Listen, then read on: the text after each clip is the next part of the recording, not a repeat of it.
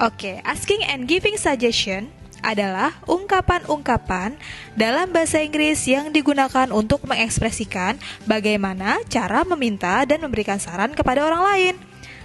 Pernahkah kamu mencoba meminta saran kepada orang lain menggunakan bahasa Inggris? Di dalam bahasa Inggris, ada beberapa ungkapan yang dapat kita gunakan untuk mengekspresikan cara meminta saran atau asking suggestion kepada orang lain.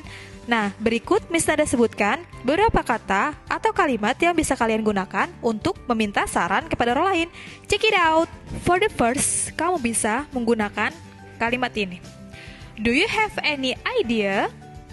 Apakah kamu punya ide? Yang kedua, what should I do? Apa yang harus aku lakukan? Do you have any suggestion for me? Apakah kamu mempunyai saran untukku? Do you have any advice for me? Apakah kamu mempunyai nasihat untukku? Will you give me some suggestion please? Maukah kamu memberikanku beberapa saran? Any idea? Ada ide? Can you give me some advice about bla bla bla? Dapatkah kamu memberiku saran atau nasihat tentang sesuatu? What do you recommend? Bla bla bla. Apa yang kamu dapat rekomendasikan kepada saya? Please tell me what should I do? Kumohon atau tolong katakan padaku apa yang harus aku lakukan. Oke, setelah kita membahas cara meminta saran kepada orang lain, sekarang yang akan kita bahas selanjutnya adalah cara memberikan saran kepada orang lain dalam menggunakan bahasa Inggris atau biasa disebut giving suggestion. Kalimat-kalimat berikut ini bisa kalian gunakan untuk memberikan saran kepada orang lain. Yang pertama, you should, you need, you ought to, you had better, you ought to, I think you should. Di antara yang tadi Miss Nada sebutkan, artinya aku memberikan saran tentang bla bla bla. Terserah kamu mau temanya apa. Oke, lanjut. I advise you to. Aku menasehatimu untuk bla bla bla. I suggest you to. Aku memberikan saran kepadamu untuk. I recommend you to. Aku merekomendasikan kamu untuk. Nah, biasanya kan kita ketika diberikan saran oleh orang lain, kita bebas dong mau menerima ataupun enggak. Nah, di dalam bahasa Inggris, biasanya ada nih respon tanggapan yang sering digunakan.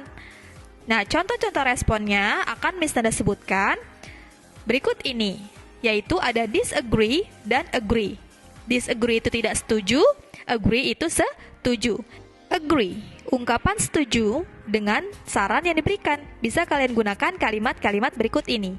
Yang pertama, I agree with you. Saya setuju denganmu. I think you are right. Menurutku kamu benar. I think so. Saya sependapat. That sound good idea. Itu ide yang bagus. That's right. Ya, itu benar.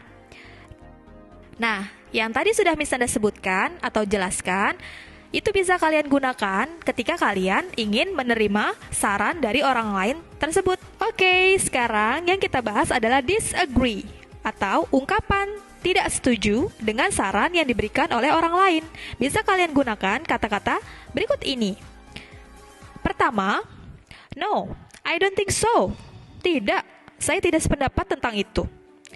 I disagree with you. Saya nggak setuju dengan kamu. That's not a good idea. Itu bukan ide yang baik. I understand your point, but I think, saya ngerti pendapat kamu, tapi menurutku. Oke, selesai sudah penjelasan yang sudah Miss Nada berikan tentang asking and giving suggestion beserta agree and disagree.